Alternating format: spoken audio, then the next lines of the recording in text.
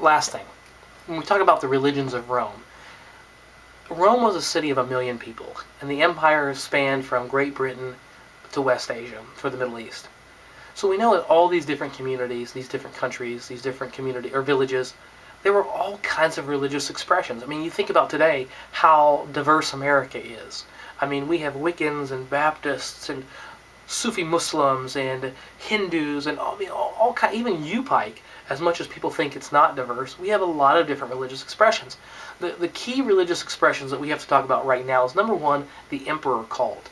This idea that the emperor was the one who provided protection, provision, safety, and the emperor should be prayed to, given offerings to. That looks like if we were to gather together, someone would bring a picture of the emperor and we would say a prayer for the emperor. We might make a sacrifice for the emperor. And we're going to find out throughout the first century that this emperor cult grows and grows and grows until some Roman emperors actually think that they are divine. Today this goes on in North Korea. A North Korean leader thinks he is a agent of God, right? And of course he's a horrible, awful, terrible dictator. But this emperor cult becomes the main ideological focus of the book of Revelation. And if you watch the video on Nero, you can see how these Roman emperors at times could be awful human beings. So the emperor cult is a big deal. The notion of patriotism and loyalty to Rome. And if you wouldn't follow and you wouldn't pray to the emperor, then you would lose your job. You could be thrown in prison. Some of your property could be confiscated. And in some communities, now not all, the myth that all Christians everywhere in the first century were persecuted is simply not true. That'd be like saying today that all Christians everywhere in the world are persecuted. Not true at all. I have no persecution in my life because of the Christian faith. But my brothers and sisters in Afghanistan or Iraq, North Korea, Somalia have intense persecution. So the emperor cult is the number one. The second one, and the thing I guess I want to tell you about the religions of Rome. Rome really didn't give two shakes about what your religious expression was. As long as you were a good citizen and you paid taxes, you could believe and do whatever you wanted. Now other empires may want to come in and do away with your religion and take it all out. Rome didn't care. When Rome took over land, they took over your gods, and they would let you practice just like you did. Now they may give them a different name, right? They may take the Greek name and throw that away and give it a Roman name, but it was the same thing. So we know that these practices in Rome were pantheistic. They believed that the gods were in the sky, the gods were in the trees, you name it. But these gods were very fickle. They had to be very much appeased. We're going to find out that one of these gods, which was so critical, was the god Mithras. And I've shown you a picture here. It's kind of a cave drawing of a guy who is slitting the throat of a bull.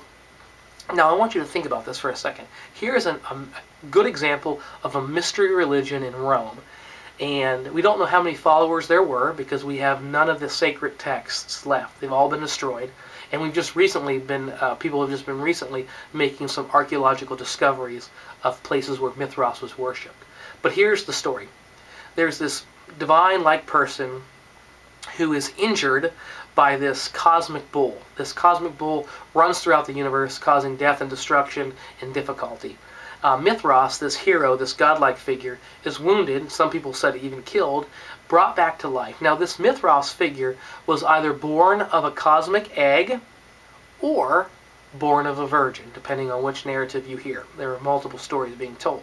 But just think about it. Born of a virgin, godlike figure, wounded, resurrected, wounded, made whole.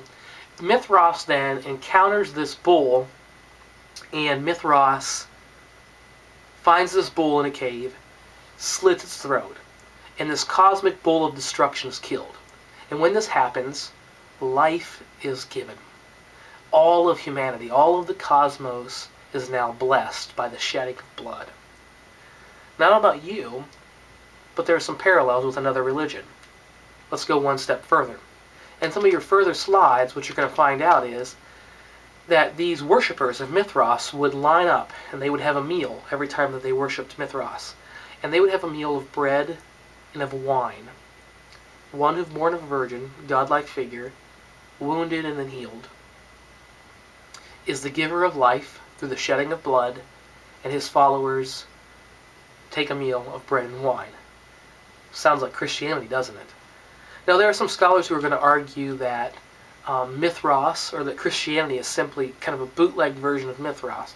Now, I'm going to disagree, but I do think that we shouldn't be surprised that other religious expressions have parallels to Christianity. That we shouldn't be surprised that other religions have themes. These are common first century themes. The idea of life over death, the idea of virgin birth, the idea of resurrection. All these things are not unique to Christianity.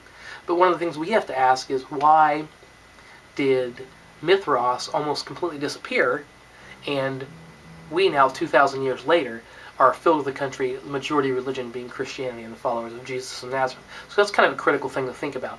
A couple more slides in there you're going to see of archaeological discoveries of Mithras, and that's it. That's the Roman Empire. I hope you've enjoyed it. Sorry to lecture on the day off, but just because campus is closed, we can still have class. Have a great weekend, guys. Be safe.